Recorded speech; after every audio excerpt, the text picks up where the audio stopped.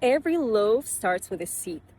Long before a baker mixes flour, water, and salt, a farmer has already spent months caring for the soil, planting the seed, nurturing the crop, and harvesting the grain. Today, we're stepping outside the bakery and into the field to learn where the bread truly begins. Because every loaf carries a story that starts long before it reaches the oven. So come along.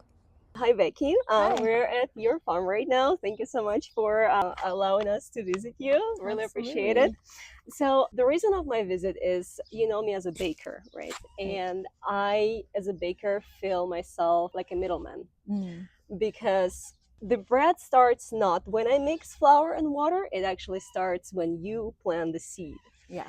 And I really want to connect you with people who love bread, who are buying bread, and so they can understand that the loaf of bread comes a long way before it reaches their table. Yeah. First of all, probably the most common question, like, how did you start growing grains? Why grains and not just like, Vegetables or yeah, something. Yeah. exactly. It was farming a part of your family. Yeah, tell Yeah. us all about Okay. it. Yeah. So it's a great question how we started to grow grains. I grew up here on this property, and this was an almond farm all my life. So my parents had almonds, and they did it in a pretty conventional way. They were basically just like standard almond farm. Mhm. And then I went away to college. I got a job. I did other things. I went to graduate school, Life, yeah, whatever. life happened. Yeah, I never thought that I was going to be a farmer. So, and then about halfway through my graduate school was in 2008 when the economy was Yeah. really Hmm. bad, and my husband lost his job at the university and was looking for something else to do, and he and my brother started to sell the almonds that my parents grew at farmers markets. That went amazingly, surprisingly super well, Hmm. and my husband ended up doing that full time. And then we kind of, through our connections at the farmers market, started to realize that in the local food movement there was the big hole for grains. Hmm. So like, Amazing. you can Yeah. have all kinds of local amazing vegetables and fruits and even meat, but like, where were people getting their grains for pasta, for bread, and so it was all just so mysterious and so massive in scale that we really don't know where the stuff is coming from. Yeah. And so through like the LA bread bakers, I think initially we kind of started to connect to other people who were just starting to grow grains at a very small scale and who are interested in heritage grain growing. And there's a lot of reasons why we might be interested in growing heritage grains. One reason can be that it's actually more adapted to this climate. So like Sonora wheat was grown in California, hundreds of years ago. Yeah. And one of the reasons that we started growing Sonora, it was one of the first ones we grew, was because we knew it would be well adapted to this Yeah. climate. So yeah, so that's kind of like, we got started probably 15 years ago growing grain. Well, maybe not 15, but Yeah. 12. So right now, what kind of grains you're growing? Right now we are growing mostly hard red, which recently we've been growing Joaquin Oro primarily. We in the past grew some other hard red wheats, like Red Fife and Rouge de Bordeaux, and we're growing rye. We have an amazing field that's actually not here in Kern County, but it's in Northern California, that just almost completely reseeds itself with rye every year, and it's completely dry farmed. We don't irrigate that land ever.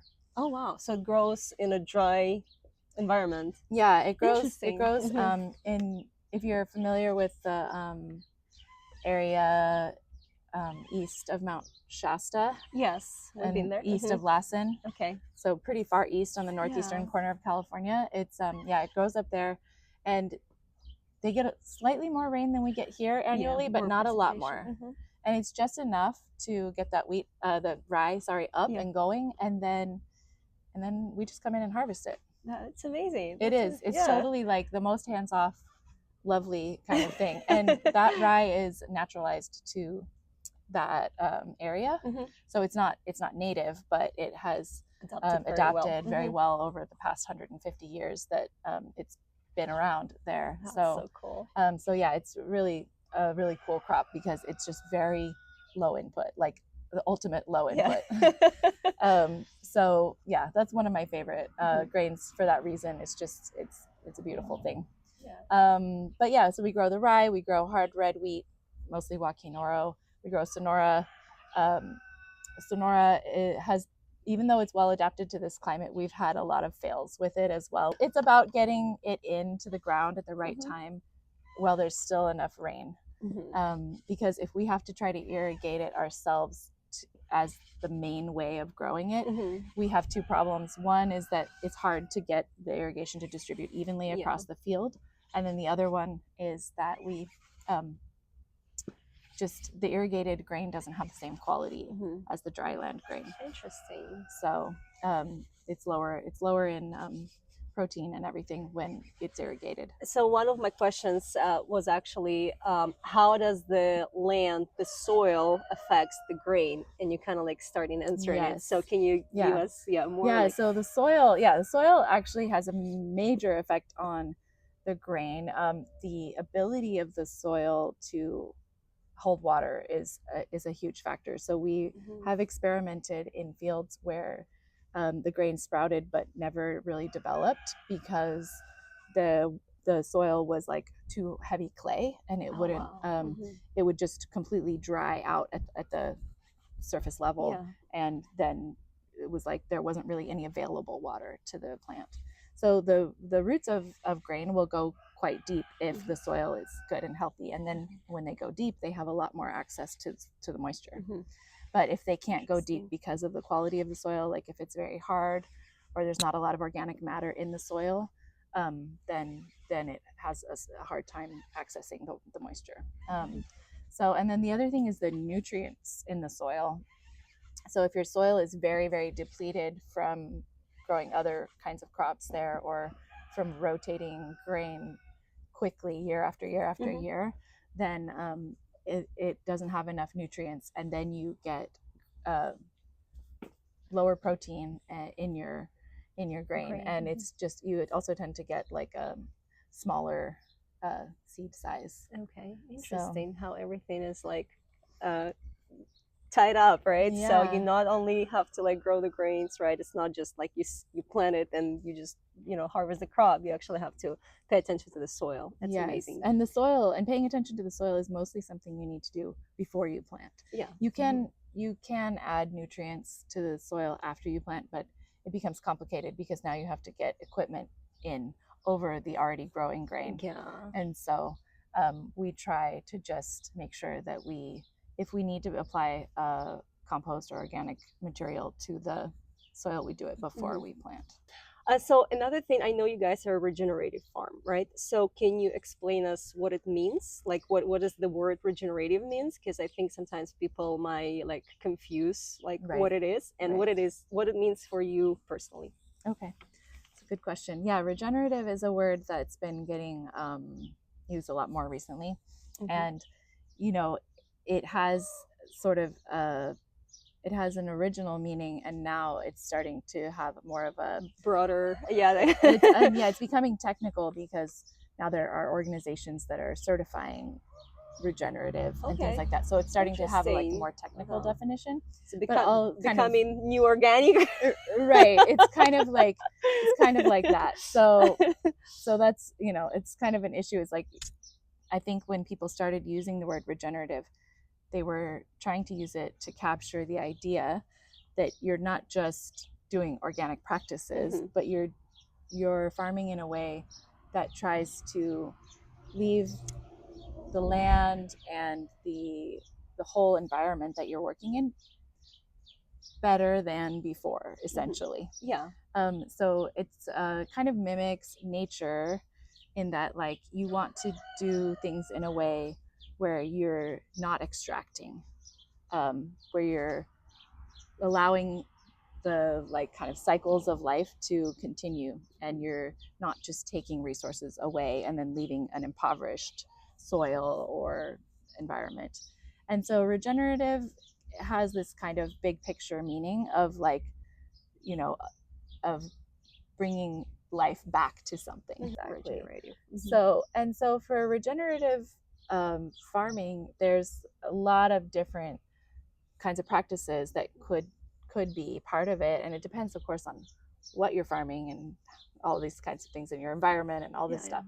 But it, for us, it means that we are doing things that increase the biodiversity, even if we're not harvesting those things and making a profit from those things. So, for example, we plant pollinator hedgerows and cover crops to support bees and other pollinators, because even though that's not entirely necessary for us, because we already have honeybees for our almonds, so we don't need like other stuff, but it's just the right thing to do. And a diversity of pollinators is going to also benefit everything, right? So it's like that. And we do the same thing. We plant cover crops because it benefits the soil. And when we plant cover crops, we don't just plant nitrogen fixing cover crops, which add the nutrients to the soil. We also plant cover crops that create deep air pockets in the soil, and that create like root structure and allow the soil microbiology to become stronger. So it just like supports the microorganisms in the soil. This is so because interesting. A lot of this stuff is like, maybe the science hasn't completely figured out exactly how it works yet, but we do know that having a soil microbiology that's very diverse does create produce that has higher nutrient content. And so we don't want to grow things on a depleted soil for a lot of reasons. It also is important not to lose topsoil, and we also want to sequester carbon in the soil as a balance to what is naturally emitted into the environment through the process of growing things and harvesting them. So it's kind of looking at it in a really big picture way and just doing whatever kinds of things that we can to kind of bring health and life back to our whole land, not just the plants themselves that we're producing. I really love that you guys are focusing not only healthy soil, and no matter like if you're not gonna get money from this like wheat or certain plant that you're planting, your priority is a healthy soil. So Exactly. that's amazing. So there you go. Hi, kitty. So what do you like the most about growing grains? What do I like the most about growing grains? I think what I like the most about growing grains is that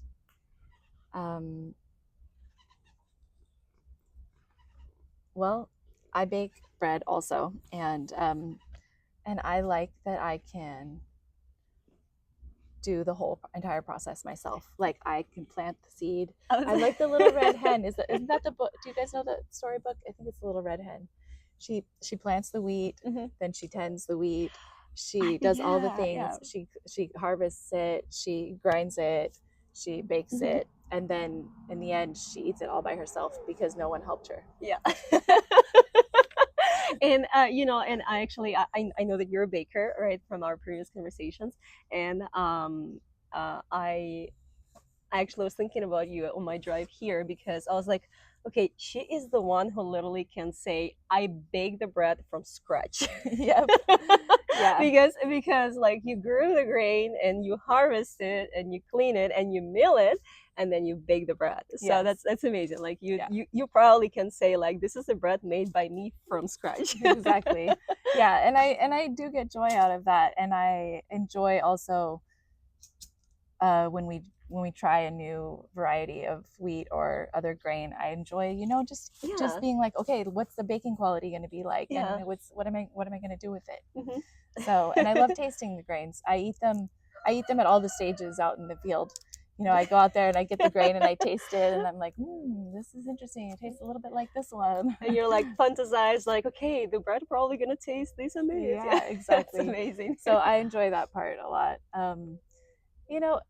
grain is, and in some ways grain is easy to grow, although like I said, we've definitely had fails. Yeah. So I I I guess I enjoy it because it's a relatively quick turnaround. Growing up on an almond farm, you know, you plant the trees and then you wait Yeah. for years. For years to So harvest the first. Yeah. yeah, so I appreciate with grain, it's just a single season and you get to have your product and see what you can do with it. Yeah, and I know we already talked about it when we were walking the fields, but can you also explain us like when do you plant the seed and when do you harvest it? Like how long does it take from actually planting Oh, right. to? That's a great question. Yeah. So in this climate, we normally plant in about November and then harvest in June. It depends a little bit on the variety because some of them mature more quickly and some of them need a little bit longer time to reach maturity and dryness. Okay, so it takes about 6-7 months Yeah, to 6 to 7 months. So just imagine that before the bread reaches your table, um, it takes 6 to 7 months to grow the grains. Then the grains go into the miller, which in your case you are the miller as well, which is Right. amazing, right? We don't have another middleman. Right. So Yeah. you mill your flour and then the flour comes to me and I bake the bread. So it's not just the 2 days of fermentation, of mixing and fermentation, it's actually 6-7 months before all of Exactly. that. Exactly. And it, you know, and when it comes out of the field, it has to go through a cleaning process too to get to just make sure that there's no chaff and no weed seeds and other things in there. Yeah. So it's quite a, I mean, it's quite a bit of He's tasting. Yeah, processing. we have some bread tasting for cats. I didn't know that cats really liked bread. Because it's a real one. And just so you guys know, this bread is made with Bekki's grains. So we have, yeah, this is actually Joaquin Oro. Yeah, that's amazing grain. I love it. It has really good Yeah, we qualities. love the baking quality of this grain. I love this grain. Yeah, and yeah. So this one is the whole wheat, and this one has 30% rye from your farm as well. So, yeah. And we have a cat. I guess. Oh, okay. Wow, are you okay? Yeah, I'm good. All right, I'm sorry. Like, I thought you were taking it away from her or something. Even the cat is willing to fight for the brat. So.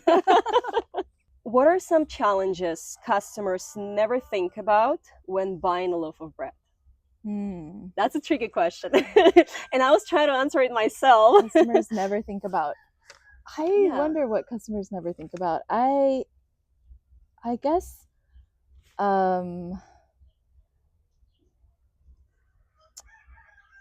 I don't think that customers are normally aware of the milling process and how tricky it actually is to have a mill or to have a mill that makes flour that's easy to use, because you know, they're used to whatever comes in the grocery store as flour, and or they just buy loaf bread from the bakery or something like that. And so I think a lot of people don't realize that like flour comes in so many different consistencies, and it can be sifted or unsifted, and it makes a really big difference in how your bread turns out, not only in the flavor but also in the texture. And yeah, so I find that a lot of customers who love my bread really love my bread, but there are also those customers who just find it to be too weedy. They're like, I don't want to taste the grain. Yeah. So I'm like, okay, well, that's the bread. That's the bread. It's for some. This is for someone else then. Yeah. But yeah, I think that a lot of people just haven't thought about what goes into flour. How do you get to flour? And I absolutely agree with you, because I a lot of times at the farmers market I do have to explain people, you know, the different like varieties of flour and also the percentage of whole grain that goes into flour, because sometimes like when you say just like flour, people assume I don't think no like it. Some people think white flour when you say flour. Yes, exactly. People think white flour, and that's because it's not their fault. It's because we got used to it in the stores, because that's the majority of the flour that the store is offering. Right. And when you're trying to explain whole grain, like I also try to explain that the extraction of whole grain is also different in whole grain flours, right? Yes. There's the percentage of ash that go into it, which is like you can have like, you know, slightly sifted whole wheat, you can have like 50% sifted whole wheat, and that affects the bread as well. Right. And also, what was it that I Well, the was saying? flour itself also, when you have 100% whole grain flour where you haven't taken anything out, it has more of the natural oils in it, and it will spoil faster. It will go rancid faster. So when I have customers, some who buy my flour for home baking, and they, I always have to tell them, like, you should really keep it in the refrigerator or the freezer, because it's not like the flour that you get from the grocery store, which you can keep on the shelf for 6 months. Exactly. And Yes. it has all the things in it, and so it can actually spoil faster, even though it's quite fresh, much fresher than what you get from the grocery store. Yes, and yeah, and you know, like so I know, you know, that I buy some flour for you, and you know that I grain some of the grains that I buy from you as well. Yeah. And I'm learning still how to mill. Milling itself is a very complicated process, and I started it because I was like, what can be so different? What can be so difficult? Like, it's just, you know, you just put Grind the it up. grains, you just grind it, and that's it. No. Okay, so the temperature matters. How coarse or fine you grind your grains matters, and also the flour can actually have the shelf life, and it's not a year, two, or whatever is the store offering. Like a couple months, yeah, maybe. exactly, like probably 3 months top, right? Mhm. Yeah. And if you can, like, if you open your flour and you smell that it's already smells like a little Rancid. yeah, like off. yeah, don't use it. No. And you know, and I learned all of these things just when I started to mill my flour. I didn't know that there was a whole world like of milling, and you actually have to know how to do that. And then the temperature actually affects the flour as well, because the higher temperature, the less nutrients Remain in the yeah, flour. remain in the flour, because the temperature tend to kind of like kill those micro chemicals and the oils that's going to a whole Right. wheat flour, right? And yeah, like I probably would agree with you that people don't think about flour and milling process too much. Yeah.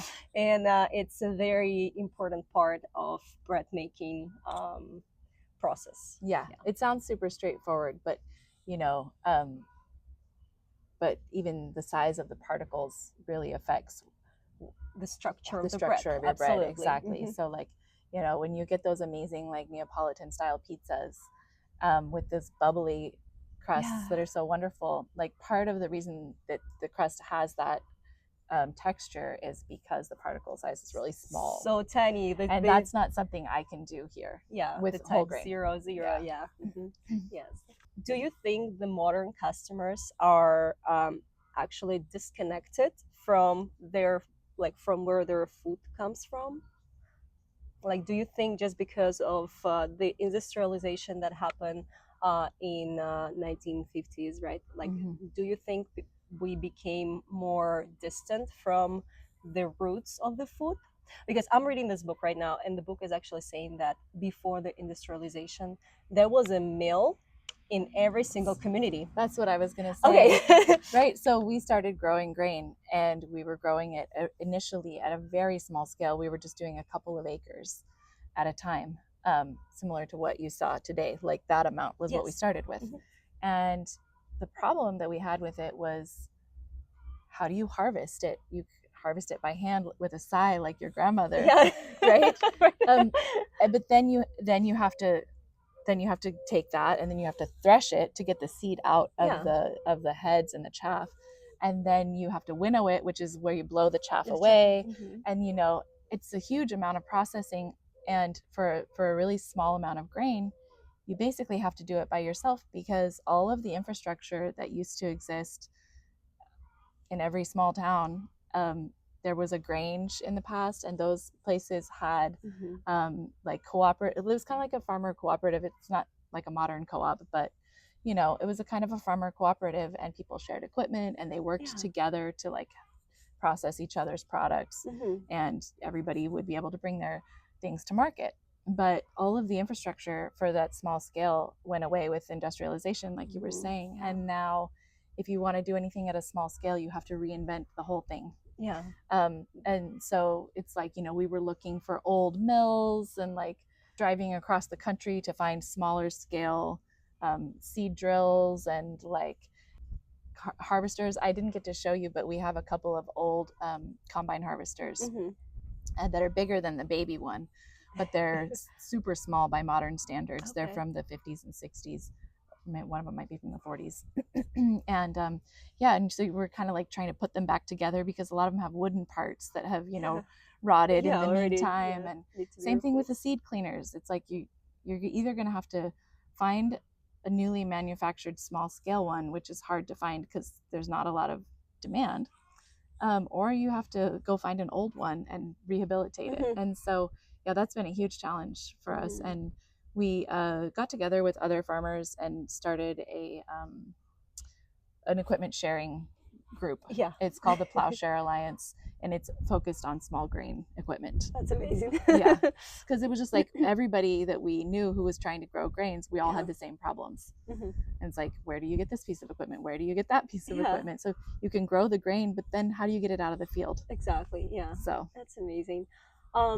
Yeah, and it's interesting because that's another, like answering our previous question, like that's another challenge that customers don't think about. Absolutely. Right? Yeah, Because, customers definitely don't think about that one. And I really want to, like I told you, connect the customers and the farmers, right?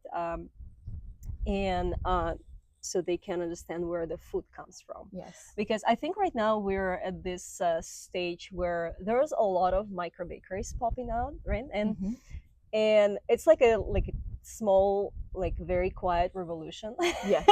against the food industry that is very well established. And I guess right now our main question or our main challenge as farmers or as bakers who cooperate with local farms is how do you educate the customer that well, first of all, bread grains are not evil. Right. It's not just carbs. If you buy if you can source the really good grains, it's actually, it's like a super nutrients. Yeah, well, they have so much fiber that's really Exactly. beneficial, and then they actually have a lot of protein. I mean, some of our grains, we get them lab tested, and some of our grains are up to almost 20% or Oh, so wow. protein. Most of them fall in the range of like 11 to 16.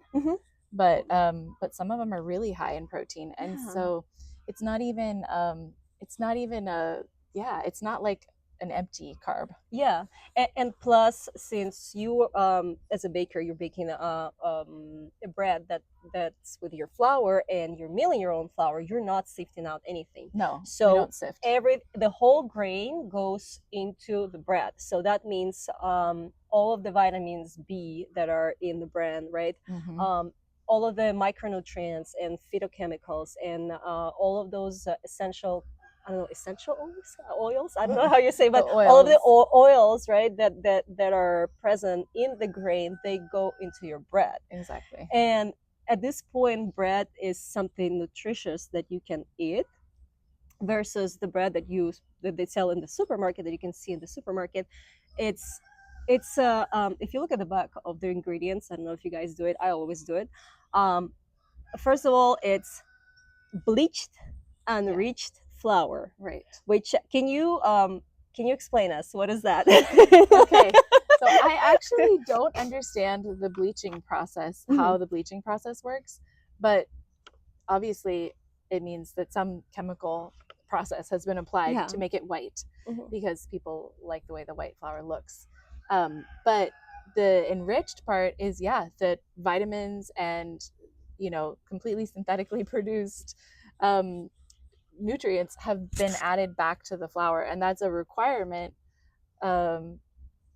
for that kind of flour, because otherwise it would really be lacking just in any nutrients. Yes, because it would be just starches and it would sugar. be basically sugar. And I read not a long time ago that yeah, so the reason why they have to add actually those nutrients back into the flour, because they're actually taking out, they're All that sifting stuff. out the bran and the germ, which is the ones the part of the grain that carries the most nutrients. Right.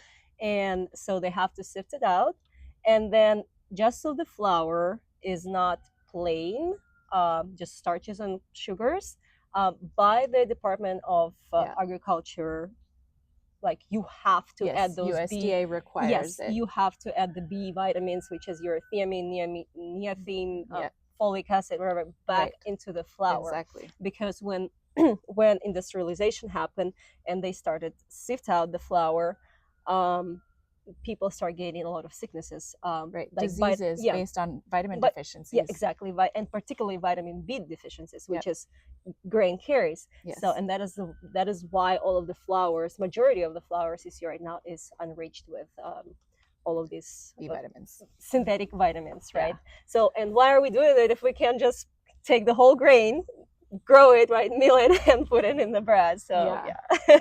Yeah, and as a farmer who's trying to bring a product directly from my farm to a baker or a customer, I also, it's also unreasonable for me to do all of that, right? To sift everything out and then to have to add the things back. It's not even reasonable. It would just make it more costly. So I think that's the other thing that customers don't understand about how they get their bread or where bread comes from, is that on the commodity market, wheat is so cheap that farmers can't make money growing it. The government has to subsidize wheat on the commodity scale to get farmers to grow it, because otherwise farmers would just not even grow it. So the government essentially pays like big farmers in the Midwest to grow wheat, because otherwise it's worth like just a couple cents a pound. It's so but it's so much work.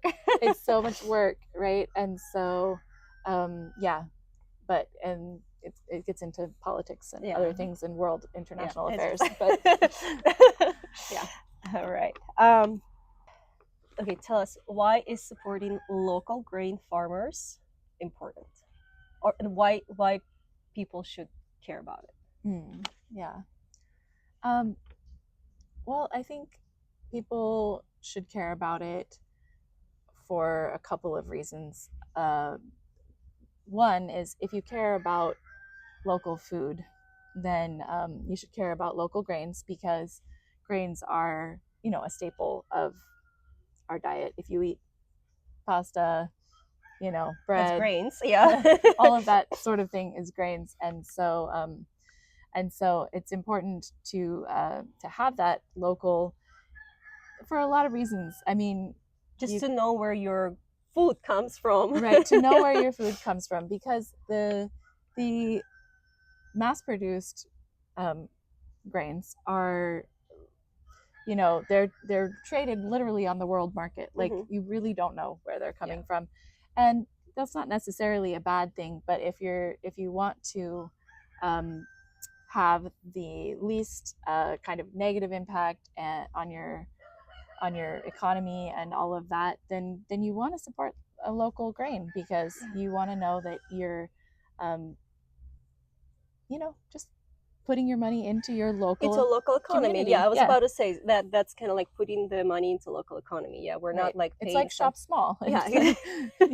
Absolutely. And also, I think another thing that customers should care about, and you said it, that small farms, they're trying to stick to a heritage grain, Right. which on the large scale, people are growing, like the big farms are growing commodity wheat. Right. So commodity wheat, I mean, kind of by nature, it's going to be grown. They're going to just use the most efficient varieties of seed for their grains, and they're going to use, so it's not going to be about necessarily nutrient density or how much water it takes, or uh, uh, how pest and disease resistant it is, because they're just going to apply the pesticides and the and the chemicals to support the plants, because that's just what makes sense at that scale. Yeah. That's the only way that they can kind of ensure that they don't have a crop failure. And when you're growing tens of thousands of acres, you can't afford to have a crop failure.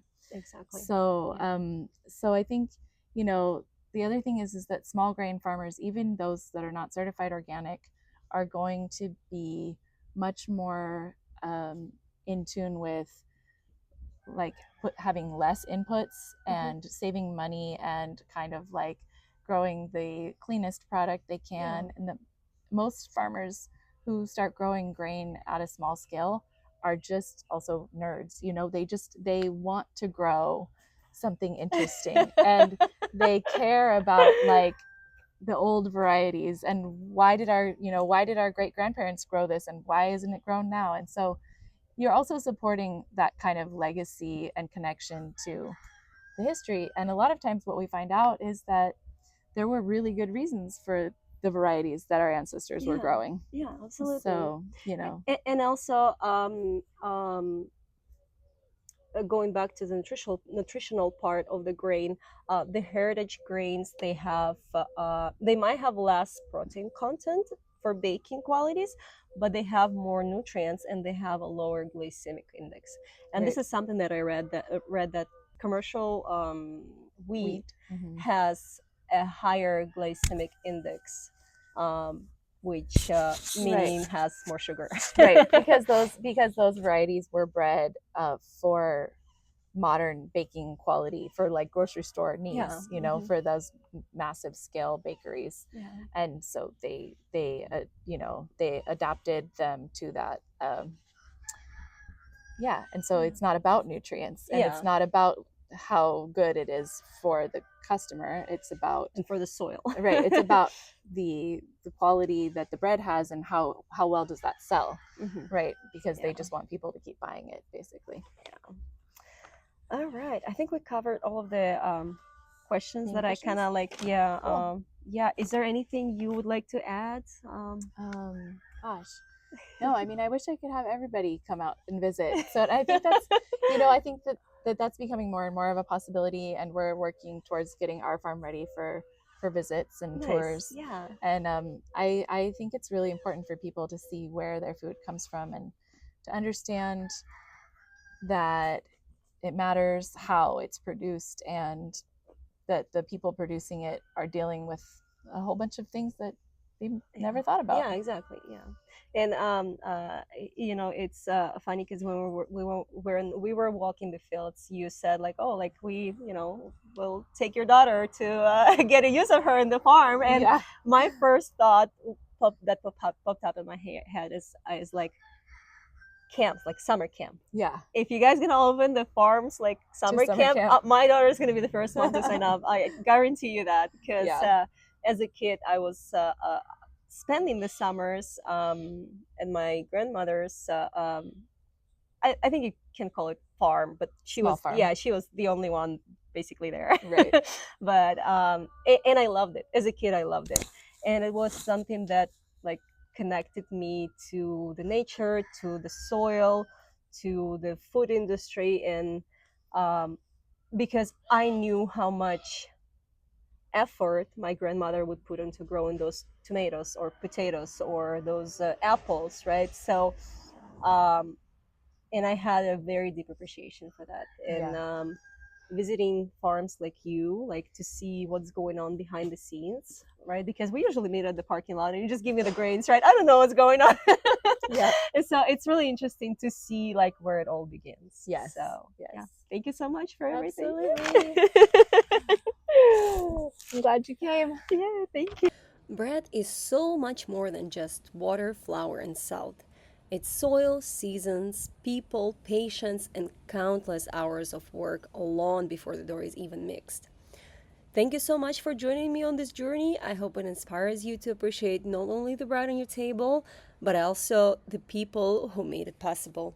See you next time.